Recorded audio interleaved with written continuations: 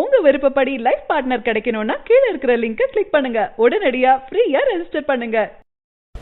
இது உங்கள் top news சேனலின் ஆன்மீக நேரம். தேங்காமல் காரியம் நடக்க சிறந்த பரிகாரம். எத்தனையோ காய்கள் இருந்தாலும் நாம் அர்ச்சனைக்கு என்று எடுத்து செல்வது தேங்காய்தான். நாம் செய்யக்கூடிய காரியங்கள் தேங்காமல் நடைபெற வழிவகுக்கக்கூடியது தேங்காய் என்று சொல்வார்கள். கண்ணேற படாமல் இருக்க முக்கண்களை உடைய தேங்காயின் மீது கற்பூரம் ஏற்றி திருமணம் காணும் தம்பதியர்களை சுற்றி அந்த தேங்காயை சிதறுக்காயை போல உடைப்பதை பார்த்திருப்பீர்கள்.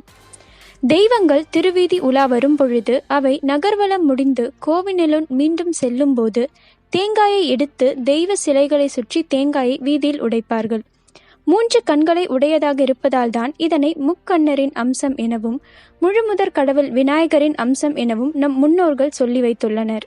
இந்த தகவல் உங்களுக்கு பிடிச்சிருந்தா லைக் பண்ணுங்க, கமெண்ட் பண்ணுங்க. மறக்காம கீழே இருக்க ரெட் கலர் சப்ஸ்கிரைப் பட்டனை பிரஸ் பண்ணி டாப் நியூஸ் சேனலுக்கு சப்ஸ்கிரைப் பண்ணுங்க. நன்றி, வணக்கம்.